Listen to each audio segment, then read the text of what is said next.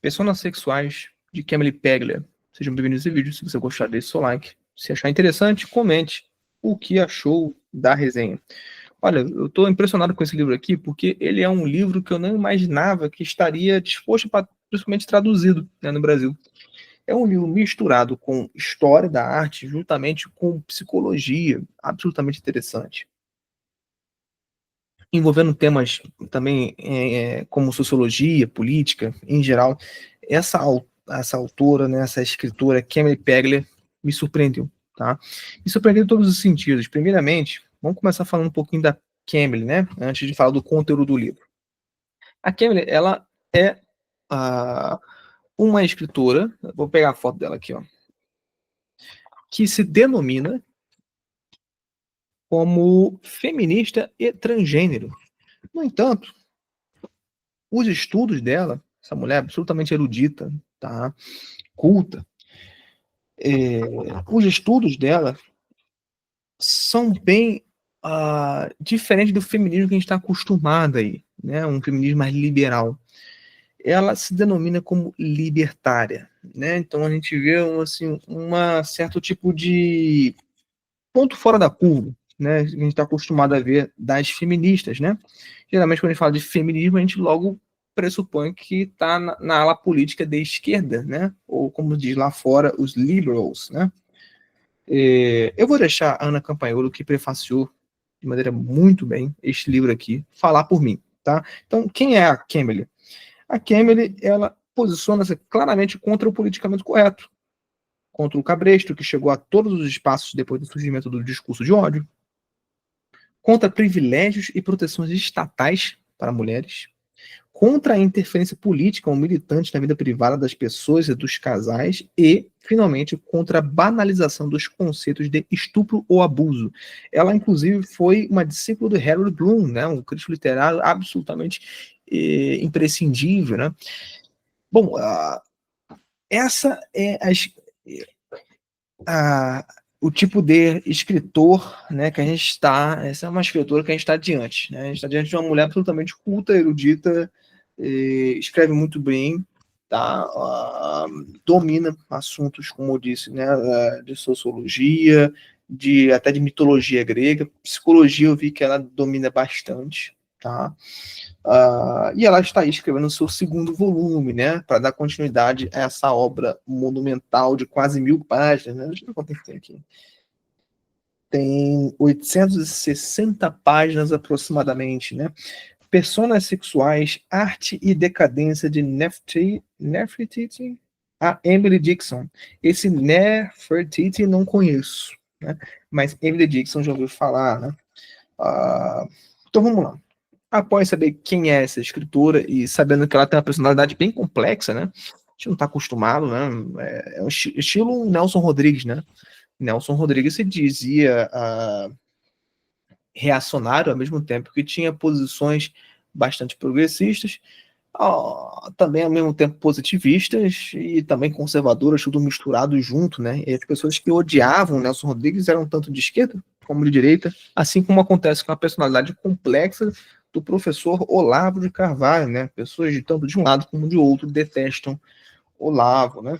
Assim como detestaram Nelson Rodrigues. E também não é diferente com a Câmara. Lá fora, ela é detestada por dois tipos de meios políticos, né? Tanto os republicanos quanto os democratas desconsideram ela, acham ela contraditória, uma pessoa absolutamente inepta, enfim, baita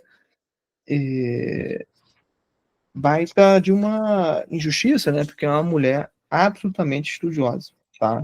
Uma mulher absolutamente culta. Quem lê vai se deparar com isso. Então, assim, vamos lá. Vamos falar o que tem dentro do livro, beleza? É o seguinte, eu me deparei como leitor, né? Que ela vai muito, em muitos parágrafos, às vezes saltando, né? Ela tem muitos saltos de investigar alguns conhecimentos, né, dentro da sociologia, da psicologia, dentro da história da arte. Para vocês terem uma ideia, eu estou chegando no capítulo 2 ainda, parei aqui na 45, página 45. Mas, no entanto, eu já posso fazer uma resenha aqui para vocês terem vontade de comprar. Se vocês tiverem interesse de comprar, tem um cupom de desconto de 5% que está logo na descrição. Só você usar no site que eu deixei aí da editorial, beleza? Então, é o seguinte, olha que interessante, né? É, Olha como é que, embora ela seja libertária, ela define o liberalismo, tá? A Kimmel. O liberalismo moderno padece de contradições não resolvidas.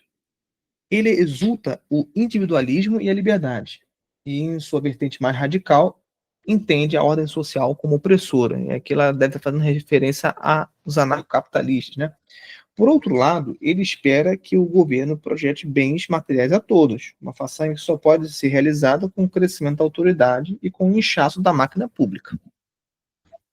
Dito de outro modo, o liberalismo define o governo como um pai tirano, enquanto espera que ele se comporte como uma mãe benevolente. Olha que interessante isso. Porque, se vocês pararem para perceber, o socialismo parece o contrário, né? Enquanto o liberalismo define o governo como um pai tirânico, alguém que está com uma máquina de governo inchada, né? Uma máquina pública inchada que merece ser enxugada e tudo mais, o socialismo, né, de uma forma até, vamos dizer, antagônica, que a gente sabe que não é 100% antagônica, mas nessa hipótese que a gente está colocando como antagônica ao liberalismo, o socialismo é o contrário disso, é como se fosse um pai benevolente, aquele pai que é um bem para todos e garante direitos para todos, né? Então, essa sacada dela, senhora, é uma das sacadas mais interessantes, além do que ela já tem durante a leitura. Isso aqui, eu estou na página 25, né? E já deu o que falar bastante, né? Só nesses insights que eu dei, né? Não sei se dá para vocês verem aqui. Teve várias anotações, deixa eu ver. Tem um sol batendo aqui, não dá para ver direito, né? Dá para ver? Não, não dá para ver, não. Então, assim, vou ver se eu tiro esse efeito mequetrefe de borrar o fundo atrás, né? Acho que vai melhorar agora. E, bom, e aí, o que, que a gente tem de interessante, né? A mais no livro. Pronto, voltou aí. O que a gente tem mais de interessante a mais aqui do livro? Ah, além dessa investigação histórica, né, que ela faz, né? Ela já está fazendo um segundo volume, né? Que vai abordar mais sobre cinema, televisão, esporte e o rock, que atualmente personificam os temas pagãos da antiguidade clássica. Olha que interessante. Muito bom. Esse é o segundo volume que ela já está planejando fazer, mas está com certa dificuldade. Afinal de contas, foi até difícil postar esse livro na época, né?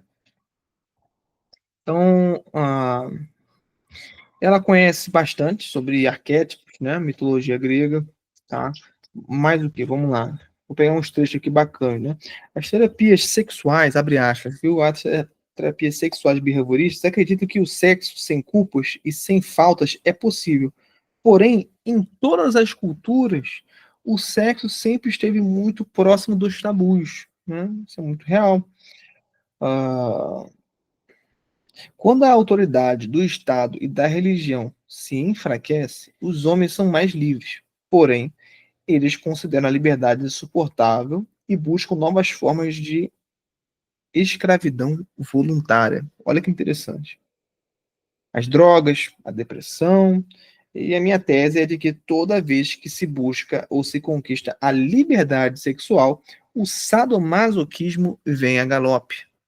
Olha que insight interessantíssimo, né? Porque, assim, toda vez que a gente acha que está sendo livre, é, negando, por exemplo, as autoridades de um governo, seguindo leis de um Estado ou princípios de uma religião, a gente, de alguma forma, vai ser escravo, porque acabamos criando uma lei própria. Não seguindo a lei natural, a gente acaba criando uma lei mais umbigocêntrica.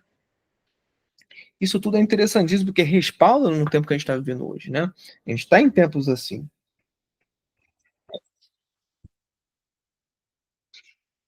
E aí ela está definindo aqui também o conceito de ciência, né? A ciência ocidental, é um produto da mente apolínea, a esperança de que, por meio da nomeação e da classificação sob a fria luz do intelecto, a arcaica noite possa ser combatida e derrotada, né? Ela faz algumas críticas à ciência moderna, ao liberalismo, a alguns regimes políticos, né? Bom, ela tem as suas qualidades, essa mulher. Embora ela seja, se eu não me engano, a Campanholo, ela descreveu aqui que ela é a favor do aborto, se eu não me engano, né? Se eu não me engano, posso estar enganado. Pesquise e não acredite em mim, né? Ela tem os seus defeitos também. A gente só está falando coisa boa aqui, né? Ela tem os seus defeitos também, né? Em relação a defender algumas coisas hediondas, como o aborto, né? Mas, assim, enfim, para ter uma pessoa perfeita, um ser humano perfeito na Terra, acho que só Nossa Senhora mesmo que pisou aqui na Terra, né? Só Maria de Nazaré, né? Então, ah, ela define o feminismo, né, com uma psicologia russiana. Isso aqui é muito interessante, né? Porque Rousseau, o Jean-Jacques Rousseau, ele tinha uma percepção de que o ser humano, por natureza intrínseca, ele é bom, mas a sociedade acaba o corrompendo, né? O coletivo acaba interrompendo ele, né? Ele é como se fosse uma tábua rasa que as pessoas vão colocando máculas nele, né? E assim, há uma certa ingenuidade nesse pensamento, né? Como se não existisse pecado original. E a própria Kemmerle, ela notou isso e nomeou o feminismo como se tivesse uma psicologia russiana, né?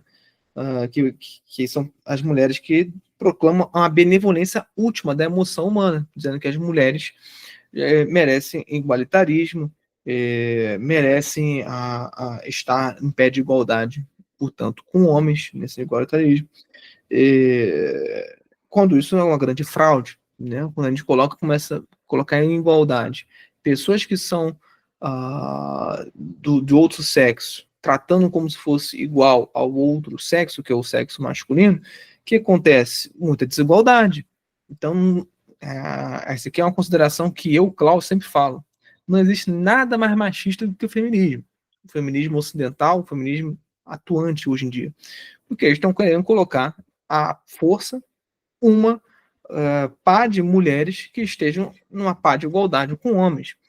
Quando, na verdade, a gente precisa de tratamento diferente e não forçar uma igualdade onde vai gerar, no final das contas, desigualdade.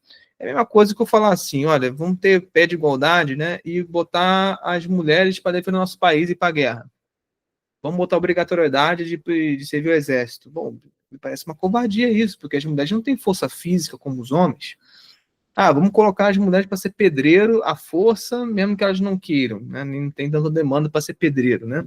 Nenhuma mulher pedreira está muito interessada em ser pedreiro, né? A maioria das mulheres está interessada em outras áreas. Bom, se você obriga as mulheres a estarem trabalhando nessa área, suprir essa demanda, o que acontece? Acontece que elas ficam desanimadas, ficam insatisfeitas com essa profissão, justamente porque não têm interesse em lidar com coisas mais abstratas. A abstração é mais envolvida com o homem. A mulher, ela é muito mais um bicho em sociedade, ela gosta de viver em sociedade e por isso mesmo ela anseia profissões como enfermeira, professora, porque são profissões que lidam com outros seres humanos. Já o macho, né, o homem, ele faz o que esse ser, né? Ele está mais interessado em assuntos abstratos, ele não liga tanto para ser humano. Então, assim, ele está interessado em saber assim, o que é o belo, né? Ele vai entrar na produção de TI, porque ele está lidado com mais computação, está mais inclinado para essas áreas onde não tem tanta presença de seres humanos, né? De pessoas. Bom, isso demonstra só um pequeno pedacinho, um fragmento das diferenças entre homens e mulheres. E a Emily sabe muito bem disso. Por isso que ela defende um feminismo à la moda dela, né? Um feminismo mais voltado assim a um certo tipo de libertarianismo, né? Onde ela abraça mais as consequências dos atos que se escolheram livremente. Então, para vocês terem uma ideia do que eu estou falando, vamos voltar aqui rapidinho no prefácio da Campanholo. Ela pegou um trecho muito interessante da Kemmerer, que ela fala o seguinte: